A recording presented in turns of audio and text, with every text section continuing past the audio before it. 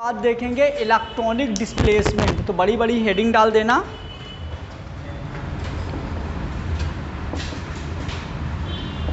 Electronic displacement, बड़ी बड़ी heading डाल देना इलेक्ट्रॉनिक डिस्प्लेसमेंट।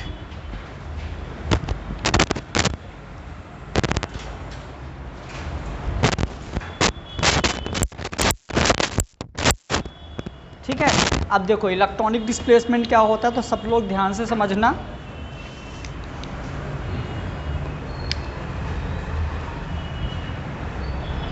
इलेक्ट्रॉनिक डिस्प्लेसमेंट मतलब कि जैसे अपन कोई सा रिएक्जेंट ले लिए, जब रिएक्जेंट किसी सबस्ट्रेट में अटैक करने जाएगा ना, तो दो कंडीशन हो सकती हैं, या तो उसके पास इलेक्ट्रॉन की कमी हो सकती है या इलेक्ट्रॉन एक्स्ट्रा हो सकते हैं। और जैसे पहले कोई न्यूट्रल कंडीशन में है तो इलेक्ट्रॉन की कमी और इलेक्ट्रॉन एक्स्ट्रा कैसे होंगे, मतलब इलेक्ट्रॉन डेफिशिएंट या इलेक्ट्रॉन रिच कैसा होगा, या किसी को इलेक्ट्रॉन दिया होगा या किसी से इलेक्ट्रॉन लिया होगा, दोनों केस में क्या हो रहे हैं, इलेक्ट्रॉन डिस्प्लेस हो रहे हैं। ठीक है।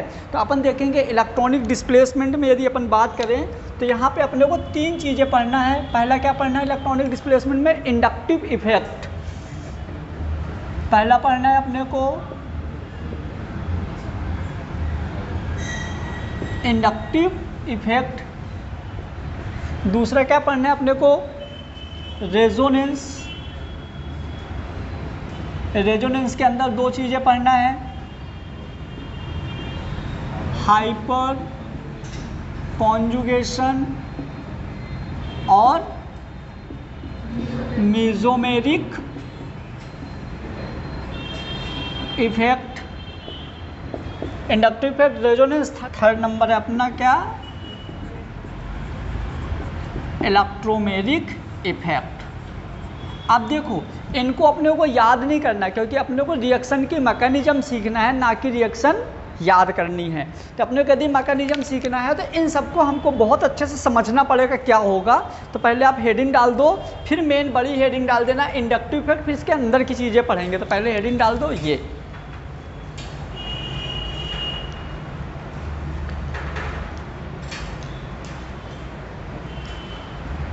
Inductive effect, resonance.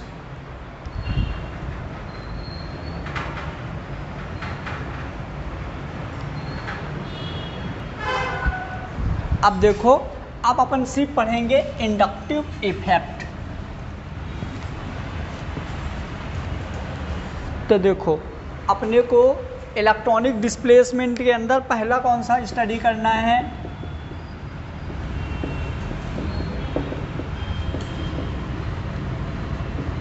Inductive effect. ठीक है। इलेक्ट्रॉनिक डिस्प्लेसमेंट के अंदर पहला कौन सा पढ़ना है, इंडक्टिव इफेक्ट। अब इंडक्टिव इफेक्ट क्या होता है, तो सबसे पहले यहाँ पे दो तीन पॉइंट लिखते जाओ साथ साथ। It is a stable effect, ये एक स्टेबल इफेक्ट होता है। It is a stable effect. Second point, sigma electron partially displaced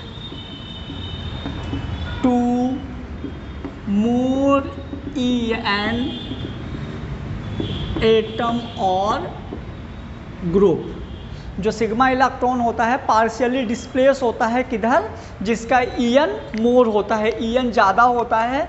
En ज़्यादा है इसका मतलब वो स्टेबल ज़्यादा है।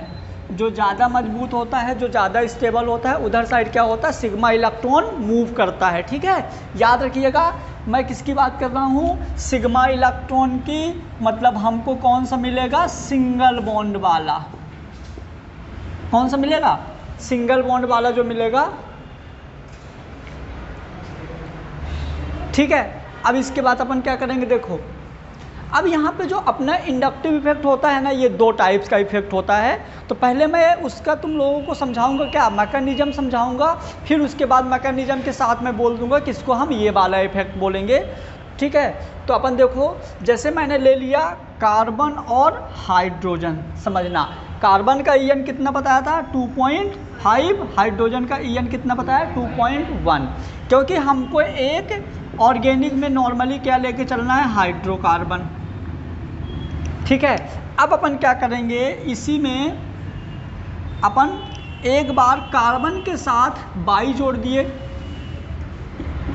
और एक बार कार्बन के साथ जेड जोड़ दिए। समझिएगा, एक बार कार्बन के साथ बाई जोड़ दिए, एक बार कार्बन के साथ जेड जोड़ दिए, बहुत इजी है। अब यदि हम बात करें बाई, तो बाई जो है मोर EN ड्यू टू कार्बन। जो बाई है, इस बाई का जो है कार्बन से EN ज़्यादा है। यदि बाई का कार्बन से EN ज़्यादा है तो बाई अपना इलेक्ट्रॉन कार्बन को देगा कि लेगा, कार्बन से ले लेगा। अब बाई ने यदि कार्बन से इलेक्ट्रॉन लिया, मतलब एरो इधर साइड लगाएंगे, कौन सा इलेक्ट्रॉन लेगा, gain sigma electron by carbon. और जैसे ये gain sigma electron by carbon, जैसे ये कार्बन से सिग्मा इलेक्ट्रॉन लेगा तो इस तरह का जो इफेक्ट जनरेट होगा, जो इस तरह की प्रोसेस जनरेट होगी, तो हम इसको कौन सा प्रोसेस बोलेंगे, एक्सेप्टर। Electron acceptor. और जो इलेक्ट्रॉन एक्सेप्ट करेगा, मतलब कि अब हमारा बाई जो है इलेक्ट्रॉन लेके कैसा हो गया, पॉजिटिव की नेगेटिव, नेगेटिव। तो इस तरह का जो इफेक्ट जनरेट होगा हम उसको बोलेंगे -I इफेक्ट। क्या हो जाएगा, -I इफेक्ट, याद रखिएगा। अब चलिए अपन यहाँ बात करते हैं नीचे वाले में, तो कार्बन और जेड। अब यहाँ पे जो जेड है less EN due to carbon. यहाँ पे जो जेड है, इस जेड की EN कार्बन से कम है। तो अब इस कंडीशन में कार्बन खींचेगा कि जेड खींचेगा, जो ज़्यादा पावरफुल है। तो इस बार कार्बन इलेक्ट्रॉन खींच लिया, इस बार कौन ने खींचा इलेक्ट्रॉन, कार्बन ने, मतलब जेड ने दे दिया। अब यदि कार्बन ने इलेक्ट्रॉन खींचा तो जेड के पास क्या हो गया, इलेक्ट्रॉन की कमी। तो हम इसको ऐसे भी बोल सकते हैं, donate sigma electron by donate sigma electron by Z. ठीक है, जेड के द्वारा सिग्मा इलेक्ट्रॉन को डोनेट करना। अब जैसे जेड ने सिग्मा इलेक्ट्रॉन को डोनेट किया तो इसके पास क्या हुआ, इसको हम बोलेंगे sigma electron donor. Sigma electron donor मतलब अब इसके पास इलेक्ट्रॉन की कमी हो गई। इलेक्ट्रॉन की कमी होने की वजह से हम इसको क्या बोलेंगे, +I इफेक्ट। क्या बोलेंगे इसको, +I इफेक्ट। अब सुनो, ये इलेक्ट्रॉन गेन करना और इलेक्ट्रॉन डोनेट करना, इनकी वजह से ना क्या क्या चीज़ें चेंजिंग होगी। तो पहली बात तो यहाँ पे स्टेबिलिटी चेंज होगा। न्यूट्रल था, इलेक्ट्रॉन दिया तो स्टेबिलिटी कुछ और हो जाएगी, इलेक्ट्रॉन लिया तो स्टेबिलिटी कुछ और हो जाएगी, पहला। दूसरा, इलेक्ट्रॉन दिया, इलेक्ट्रॉन लिया तो उनका नेचर चेंज होगा, एसिडिक नेचर, बेसिक नेचर, उनका नेचर भी चेंज होगा। हो सकता है उसके पास पहले लॉन पेयर रहे हो तो बेसिक रहा हो, लेकिन क्या किया इस वाले में, इससे जैसे कार्बन से जुड़ा अपने इलेक्ट्रॉन डोनेट कर दिया। अब जब इलेक्ट्रॉन डोनेट किया तो उसके पास लॉन पेयर बचे नहीं तो एसिडिक नेचर हो गया, तो इनका नेचर भी चेंज होगा। हो सकता है किसी के पास पहले 3 लॉन पेयर रहे हों, एक लॉन पेयर डोनेट करेगा तो भी तो डोनर बनेगा ना। यदि एक लॉन पेयर डोनेट किया तो अब 2 बचे, तो पहले वाला ज़्यादा बेसिक था, अब वाला कम बेसिक है। तो यहाँ से जो बहुत अच्छे क्वेश्चन बोलते हैं ना, तो arrangement of acidic nature, arrangement of basic nature, arrangement of dash dash, है ना, ऐसे बहुत।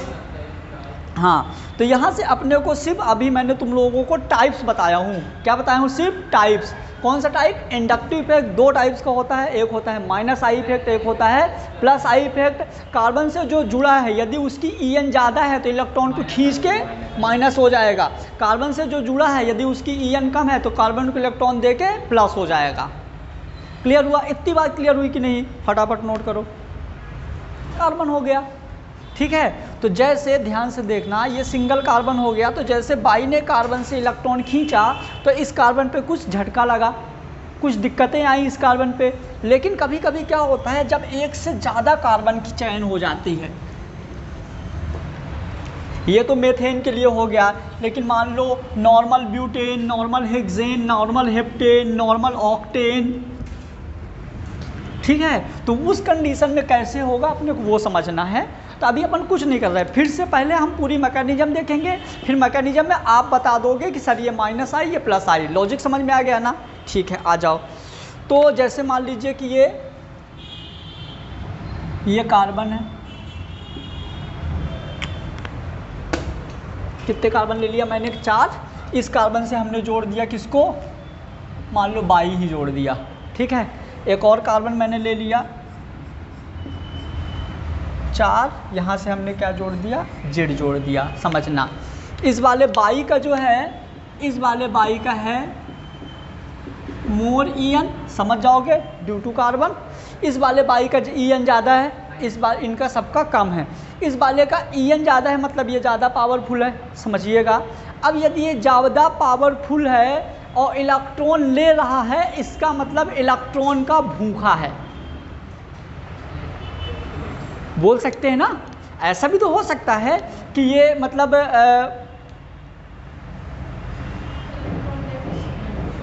इलेक्ट्रॉन डेफिशिएंट हो। यदि इलेक्ट्रॉन डेफिशिएंट मतलब क्या? इलेक्ट्रॉन का भूखा है। और यदि ये इलेक्ट्रॉन का भूखा है मतलब इसके बगल में जो कार्बन है इन सब के पास इलेक्ट्रॉन है, समझना। अब इसको भूख लगी है 5 इलेक्ट्रॉन की। कितने इलेक्ट्रॉन की भूख लगी है? 5 इलेक्ट्रॉन की। तो इसने क्या किया, एक ये वाला जो है ऑलरेडी 2 तो बॉन्ड बना के रखा है, तो इसके पास फ्री तो 2 ही इलेक्ट्रॉन है। हेलो, इसके पास फ्री तो 2 ही इलेक्ट्रॉन है, लेकिन भूख कितने की है? 5 इलेक्ट्रॉन की भूख है। तो बाकी फिर 2 इलेक्ट्रॉन कहाँ से लेगा? फिर 2 कंडीशन है, या तो भूखा रहा आए, या तो भूखा रहा आए, या तो इसके बगल वाले से ले, क्योंकि 2 इसके पास भी हैं, तो भी इसकी भूख नहीं मिटी, अभी भी 1 इलेक्ट्रॉन की कमी है। कंडीशन क्या है? या तो भूखा रहा है, या तो उसके बगल वाले से भी ले। अब तुम लोगों को लग रहा है ये इतना दूर जाएगा कैसे? हेलो, तुम लोगों को लग रहा है ये इतना दूर जाएगा कैसे? जाने की ज़रूरत ही नहीं, इतना बड़ा साइज थोड़ी होता है इनका, इतना बड़ा साइज नहीं होता जितना इतना दूर दूर लिखा हुआ है। इतने में तो जितना हमने बना दिया अरबों कार्बन आ जाएंगे, करोड़ों भी नहीं, अरबों। समझ रहे हो? तो अब ध्यान देना, मान लो इस बाई का ईएन ज़्यादा है, तो बाई ने जैसे ही कार्बन से इलेक्ट्रॉन खींचा तो इस बाई पे जो चार्ज आएगा वो आएगा नेगेटिव। कौन सा चार्ज आएगा? नेगेटिव। लेकिन अब हम इस नेगेटिव को बोलेंगे पार्शियली नेगेटिव। अब पार्शियली नेगेटिव को हम करेंगे डेल्टा माइनस।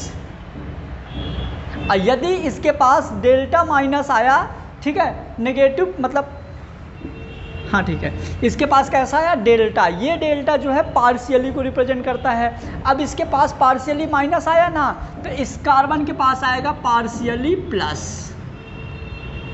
क्या आएगा? Partially plus. समझना, पार्शियली किसको रिप्रेजेंट कर रहा है? मतलब डेल्टा जो है पार्शियली को मतलब रिप्रेजेंट कर रहा है। पार्शियली मतलब थोड़ा, पार्शियली मतलब क्या? थोड़ा। तो अब जितने ज़्यादा डेल्टा आए जाएंगे उतना ही कम होता जाएगा। नहीं समझ में आया? पार्शियली रिप्रेजेंट कर रहा है किसको? थोड़ा को। तो यदि हम 2 प्लस लिख दें तो ये इससे कम होगा, 3 लिख दे तो उससे भी कम होगा। समझ रहे हो? तो ये वाला बाई इस कार्बन से लिया तो क्या आया? पार्शियली मतलब पॉजिटिव डेल्टा।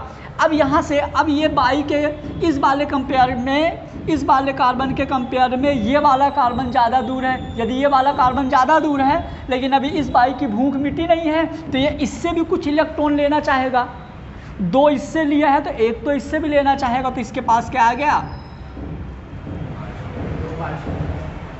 इसके पास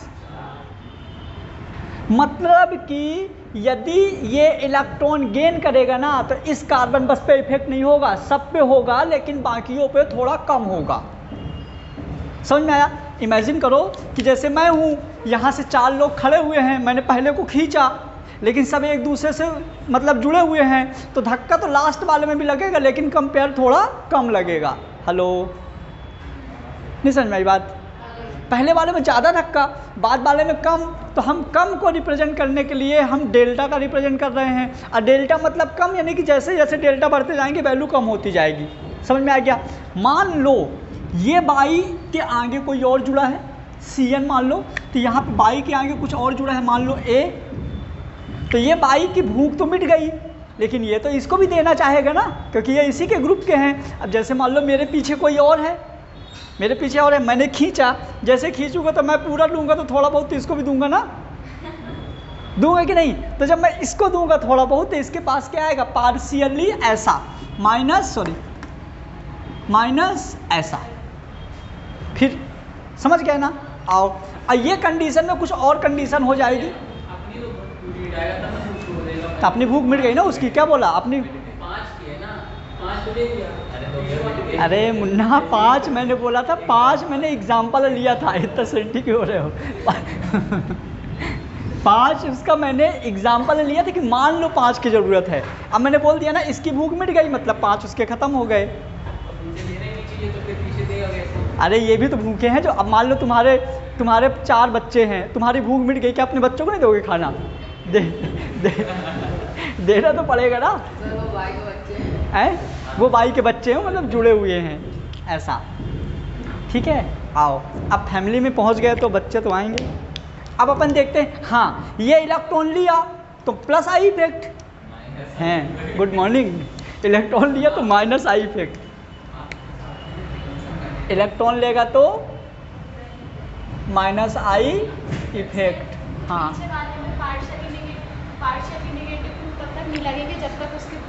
हाँ, जब तक इसकी भूख मिटेगी नहीं, जब तक ये देना नहीं चाहेगा। देना चाहेगा तो हो जाएगा। ठीक है, अब वो देना चाहेगा, उसका मन कैसे हमको पता चलेगा वो देना चाहता है कि नहीं देना चाहता? घर जाना पड़ेगा, पूछना पड़ेगा उससे, और क्या। आओ, अब अपन इधर देखते हैं, इस तरह वाला लॉजिक समझ में आ गया। यदि एक से ज़्यादा कार्बन जुड़े हैं तो कब प्लस आई होगा, कब माइनस आई होगा, है ना? इतने में तो आ जाना चाहिए, क्योंकि मैं बहुत डीप पढ़ाने का कोशिश कर रहा हूँ। ये हो गया। अब जेड ना लेस ईएन है, मतलब कि अब कार्बन जेड से इलेक्ट्रॉन खींचेगा। अब कार्बन ने इलेक्ट्रॉन खींच लिया, जैसे कार्बन ने इलेक्ट्रॉन खींचा,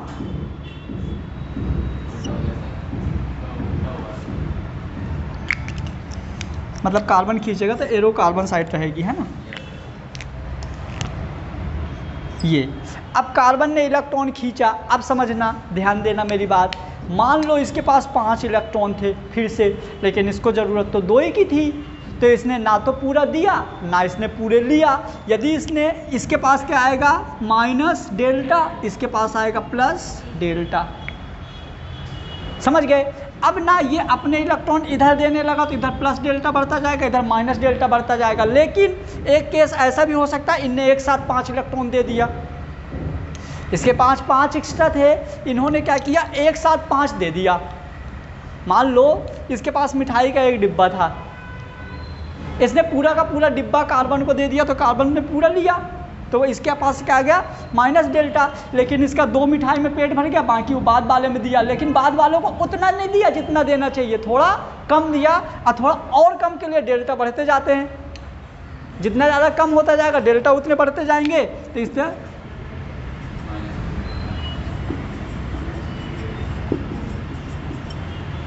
इतना ज़्यादा डीप नहीं सोचना, इतना डीप नहीं आता एग्जाम में।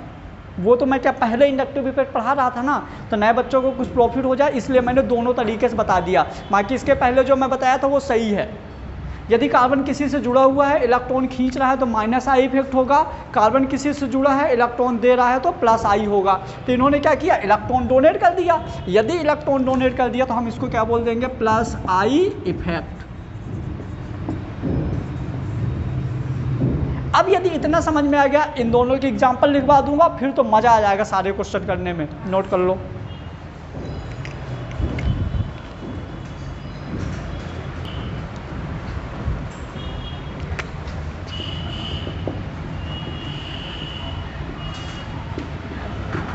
Minus I effect. Minus I effect में डेफिनेशन लिख दो, द ग्रुप और ए टर्म, लिखो द ग्रुप और atom which, the group और ए टर्म विच इलेक्ट्रॉन के अट्रैक्ट करते हैं कि रिपेल करते हैं, attract sigma electron, the group और atom which attract sigma electron as compare to hydrogen, compare to hydrogen. Example है इसके, ऑल फंक्शन ग्रुप, जितने भी फंक्शन ग्रुप हैं सारे के सारे आएंगे, all function group and halogen, all function group and halogen, all function group and halogen. और इलेक्ट्रॉन को कौन खींचेगा? जिसके पास इलेक्ट्रॉन की कमी होगी, मतलब ऑल पॉजिटिव स्पीसीज, क्योंकि पॉजिटिव स्पीसीज के पास इलेक्ट्रॉन की कमी रहेगी तो वो भी खींच लेंगे। तो माइनस आई इफेक्ट क्या क्या होगा कि मतलब ऑल फंक्शन ग्रुप हाइड्रोजन और पॉजिटिव। हाइड्रोजन में लिख दो fluorine, chlorine, bromine, iodine. Example लिख दीजिए इसके, COOH CHO, COOH CHO, NO2 CNOH, CNOH, NH2, NO2 plus का भी, क्योंकि प्लस वाले भी रहेंगे,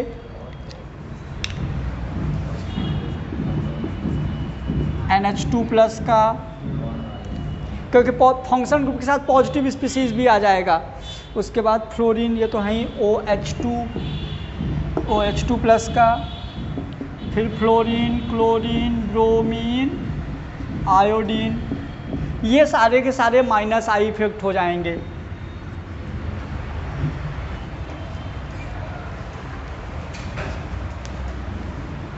हेडिंग डाल दीजिए plus I effect. The group और atom which repel sigma electron as compare to hydrogen atom, sigma electron repel sigma electron as compare to hydrogen atom, वो वाले ग्रुप यहाँ पे हाइड्रोजन एटम से कंपेयर कर रहे हैं, ठीक है। एग्जाम्पल हो जाएगा all alkyl group, all alkyl group मतलब कि कौन से, CH3, C2H5, C3H7, इस तरह के जो भी मतलब एल्काइल ग्रुप रहेंगे सारे के सारे क्या हो जाएंगे, प्लस आई इफेक्ट। हाँ,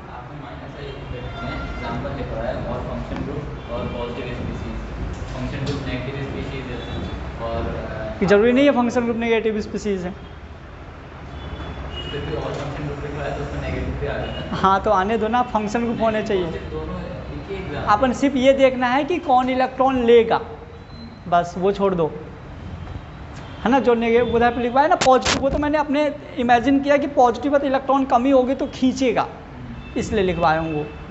यहाँ पे लिख दिया ऑल एल्काइल ग्रुप, ठीक है। अब देखो ऑल एल्काइल ग्रुप तो पॉजिटिव होते हैं, तो अपने को पता है ऑल एल्काइल ग्रुप के साथ यहाँ पे आएगा। अब देखो प्लस आई इफेक्ट है, मतलब इलेक्ट्रॉन डोनेट कर रहा होगा, तो डोनेट कौन करेगा, ऑल नेगेटिव स्पीसीज, है ना, नेगेटिव स्पीसीज इलेक्ट्रॉन डोनेट करेगा। लिखो, अभी क्वेश्चन करेंगे तो पूरा क्लियर हो जाएगा। इसमें एग्जाम्पल ये हो गए, उधर लिखे हुए हैं CH, ये लिखा तो है, क्या करना है, CH3, CH, CH3, CH3, CH3, CH3 और O माइनस, ये सारे के सारे प्लस आई इफेक्ट हो जाएंगे।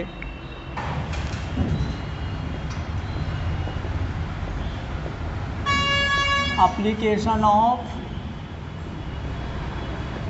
Inductive effect, application of inductive effect लिख दिया। इसमें पहला एप्लीकेशन है अपना stability of carbocation and carbo anion. पहला है stability of carbocation and carbo anion. Carbocation मतलब कार्बन के ऊपर प्लस चार्ज, कार्बो एनायन मतलब कार्बन के ऊपर माइनस चार्ज। ठीक है।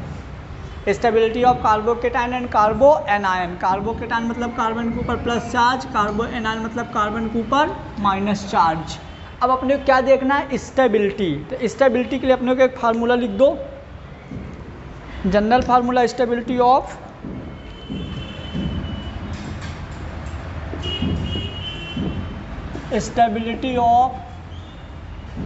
एनी चार्ज, वो चाहे कार्बोकेटायन हो चाहे कार्बो एनायन हो, directly proportional to 1 magnitude of charge. Stability of any charge, चाहे वो कार्बोकेटायन हो चाहे वो कार्बो एनायन हो, directly proportional to magnitude of charge. ये लॉजिक तुम लोगों को समझ में आएगा ज़्यादा अच्छे से जब हम क्वेश्चन करेंगे। Stability of carbocation and carbo anion directly proportional to the magnitude of charge. अपन इसके क्वेश्चन देखते हैं तो बढ़िया समझ में आने लगेगा।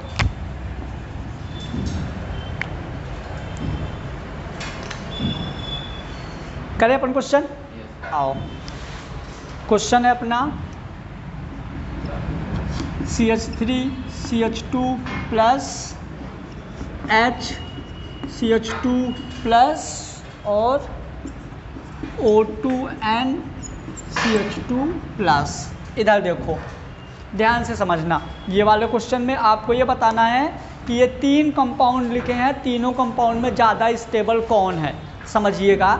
सबसे पहले अपन देखेंगे स्टेबिलिटी ऑफ कार्बोकेटायन। यहाँ पे आप चाहो तो 2 फार्मूले और लिख सकते हो, plus I directly proportional to stability of carbocation,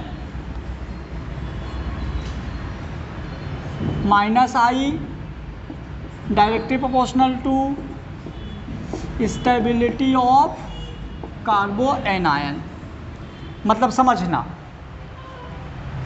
plus आई के लिए, ध्यान से सुनना जो बोल रहा हूँ, प्लस आई के लिए कार्बोकेटायन मतलब कि प्लस आई इफेक्ट के लिए कार्बोकेटायन होगा तो ज़्यादा बेटर कंडीशन होगा, माइनस आई के लिए कार्बो एनायन होगा तो ज़्यादा बेटर कंडीशन होगा। अब यहाँ पे समझो, ये प्लस है मतलब प्लस आई इफेक्ट है, ये प्लस आई इफेक्ट है, समझना।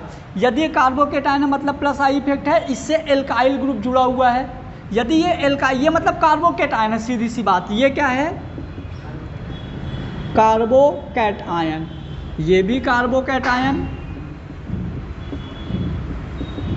ये भी कार्बोकेटायन। ध्यान से समझना ये वाला क्वेश्चन, क्योंकि यहीं से थोड़ा दिमाग अपना काम करना शुरू करेगा। ध्यान देना, कार्बोकेटायन कार्बोकेटायन कार्बोकेटायन। अब इस कार्बोकेटायन मतलब प्लस आई, कार्बोकेटायन मतलब प्लस आई मतलब प्लस आई। अब प्लस आई के लिए प्लस आई सपोर्ट करेगा, अब माइनस आई अपोज करेगा, समझिएगा।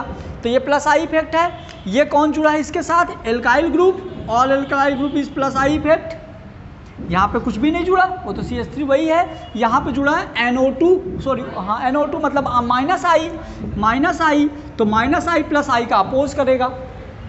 अब समझना मेरी बात, इसका ये सपोर्ट कर रहा है, इसमें कोई मतलब ही नहीं है, फर्क ही नहीं पड़ रहा, इसका अपोज कर रहा है, तो ज़्यादा स्टेबल कौन हो गया? क्योंकि इसमें सपोर्ट कर रहा है तो सबसे ज़्यादा स्टेबल ये हो गया। इसमें कुछ कर ही नहीं रहा, ना सपोर्ट ना अपोज, लेकिन इसमें अपोज कर रहा है, तो ये बढ़िया क्वेश्चन है। अभी और दूंगा, ऐसे ही नोट करो। ये ऊपर के लिख दिया क्या? ये लिख दिया।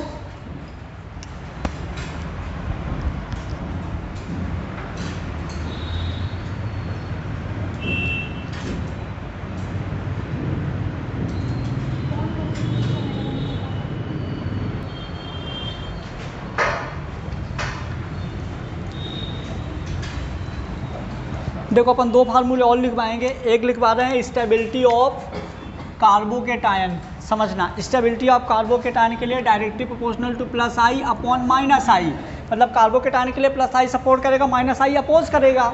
दूसरा यदि हम बोल दें stability of carbo anion directly proportional to minus I upon plus I, मतलब कार्बो एनायन के लिए माइनस आई सपोर्ट करेगा और प्लस आई अपोज करेगा। अब मैं क्वेश्चन दूंगा, आप लोगों को डायरेक्ट सॉल्व करना है। तो मैंने एक क्वेश्चन ले लिया, CH3 CH3 CH2 CH3 CH3 CH3 CH3 arrange the stability order. आपको इसको स्टेबिलिटी ऑर्डर में अरेंज करना है। Arrange stability order. कौन सा सबसे ज़्यादा स्टेबल होगा? सब लोग करो, लास्ट वाला कि पहला वाला? Arrange the stability of carbocation, last वाला होगा। क्यों? देखो मेन समझना, ये प्लस आई है मतलब कार्बोकेटायन है, मतलब ये प्लस आई है, इस प्लस आई, ये भी प्लस आई है, ये भी प्लस आई है, ये भी प्लस आई है। इस प्लस आई का कोई भी सपोर्ट नहीं कर रहा, कर रहा है क्या? कोई नहीं कर रहा। एक एल्काइल ग्रुप मतलब ये इसका सपोर्ट कर रहा है, ये वाला, इसके 2 लोग सपोर्ट कर रहे हैं, इसके 3 लोग सपोर्ट कर रहे हैं, तो फिर ये वाला ज़्यादा स्टेबल है। समझ गए? नहीं समझ में आया प्रियंका?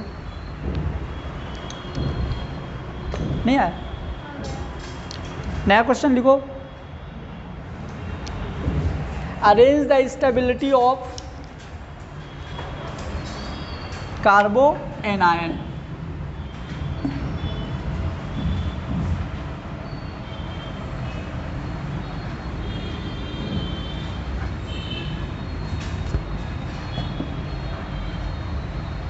लो, arrange the stability of carbo anion.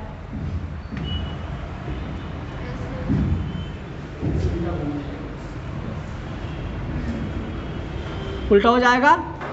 Reason, 3 लोग अपोज करेंगे, इधर कोई अपोज नहीं करेगा, उधर 3 लोग, इधर 1 लोग। समझ गया था? इसका आंसर उल्टा हो जाएगा।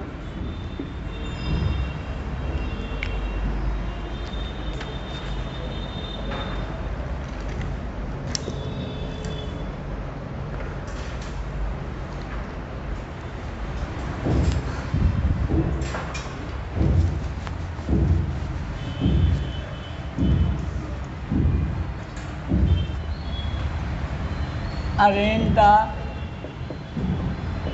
stability of carbocation. कार्बोकैटायन में आपको अरेंज करना है। मैं ऑप्शन से यहाँ लिख देता हूँ, CH3 C plus, CH3 C double bond O OH, CH3 C double bond OH, CH3 CH3 CH2 CH3।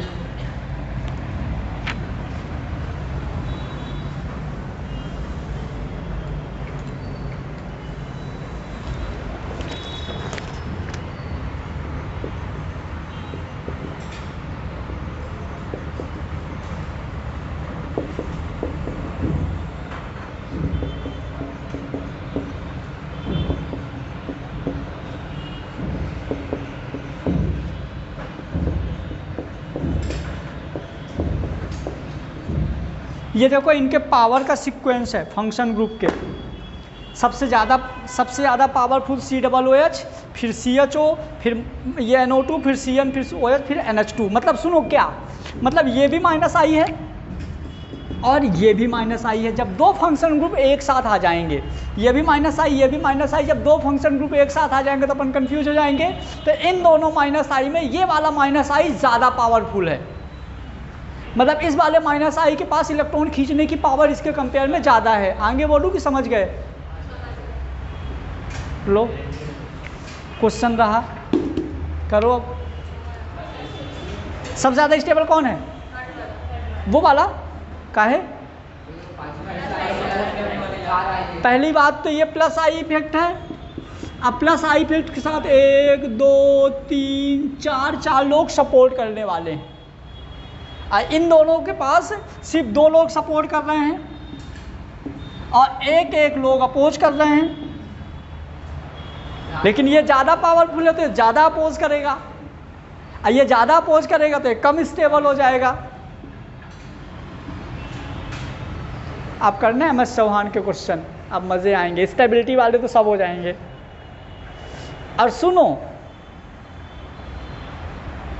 Carbocation के लिए जो ज़्यादा स्टेबल हो ज़्यादा एसिडिक होगा। अभी आऊँगा, अभी छोड़ दो, वहाँ तक अभी आऊँगा, फिर कंफ्यूज होने लगेगा। कर लिया नोट इसको? जब कर दूँ? अब इस बार ना, अब जिससे पूछूंगा वही बताएगा। ये लो, इसका जिससे पूछूंगा वही बताएगा भाई, है ना?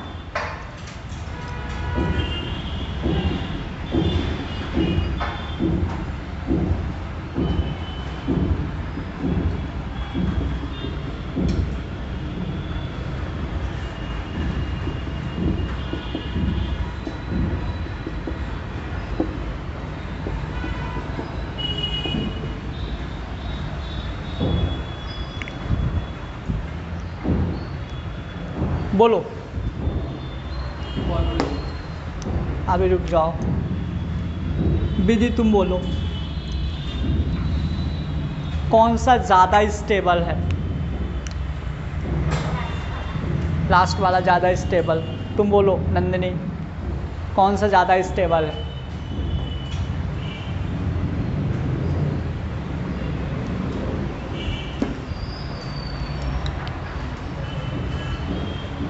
आशी, क्यों?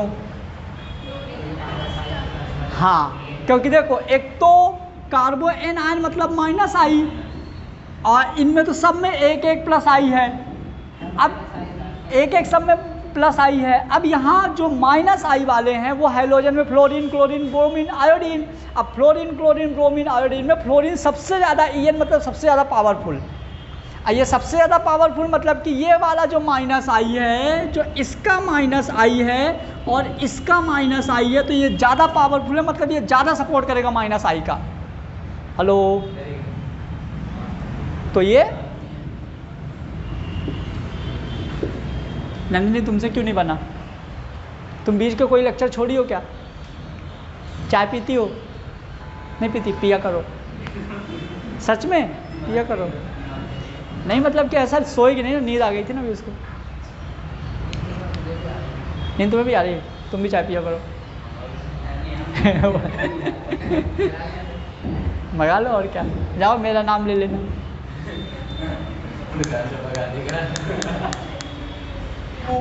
CH2 कार्बोकेटायन है, कार्बो एनायन। कब? क्या तो झूठ बोलती हो यार। Thank you.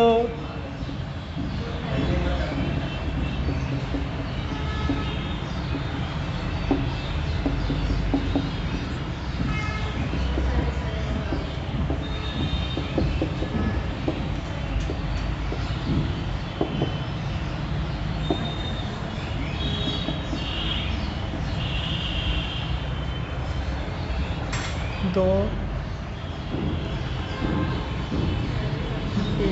हाँ करो। इनमें बताना है कौन सा कार्बो एनायन ज़्यादा स्टेबल है। कौन सा कार्बो एनायन ज़्यादा स्टेबल है?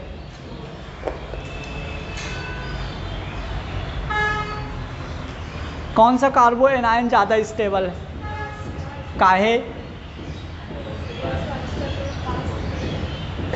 सब में तो माइनस आई है, लेकिन समझना ये वाला जो NO2 है ये भी माइनस और कार्बो एनायन मतलब ये भी माइनस, ये भी माइनस और ये भी माइनस। लेकिन ये वाला इसके पास है तो ये इसको ज़्यादा सपोर्ट करेगा, ठीक है। यहाँ पे मतलब कि इसका सपोर्ट मैक्सिमम रहेगा, इसमें सपोर्ट थोड़ा कम हो जाएगा, इसमें सपोर्ट थोड़ा और कम हो जाएगा, करेगा तो। लेकिन यदि मान लो तो कोई दूसरा एग्जांपल देखो, यदि एक दूसरा एग्जांपल ऐसे ले लिया जाए इसके साथ CH2 NO2 CH2 CH2 और CH2 माइनस, यहाँ मान लो मैंने CH3 जोड़ दिया, और अब इन दोनों का कंपेयर करें तो ये ज़्यादा स्टेबल होगा, क्योंकि यहाँ पे एक एक्स्ट्रा प्लस आई भी आ गया। समझ गए? तो देखो आज अपने को क्या क्या चीज़ें समझ में आई, जल्दी से 1 सेकंड में रिवीजन कर लो। अपने को सबसे पहले इंडक्टिव इफेक्ट में समझ में आया कि जो सिग्मा इलेक्ट्रॉन का पार्शियली डिस्प्लेस होगा इनएक्टिव, वो इंडक्टिव इफेक्ट होगा। फिर उसके बाद ये मान लो कि यदि कार्बन से जो भी जुड़ा है, यदि उसकी EN ज़्यादा है, इलेक्ट्रॉन खींच रहा है तो माइनस आई, कार्बन माइनस आई, कार्बन से जो जुड़ा है, कार्बन से इलेक्ट्रॉन खींच रहा है तो माइनस आई, कार्बन से यदि कोई जेड जुड़ा है और वो कार्बन उससे इलेक्ट्रॉन खींच रहा है तो प्लस आई। फिर जो अपने को याद रखना है तो इनके एग्जाम्पल याद रखना है मेन, जो माइनस आई इफेक्ट होगा, माइनस आई के all function group hydrogen a positive species, अब माइनस प्लस आई का हो जाएगा all alkyl group minus species, है ना। अब इसके कल अपन ने इसके बहुत सारे वैरायटीज क्वेश्चन करेंगे, मतलब परसों, कल मैग्नेटिक फील्ड रहेगा।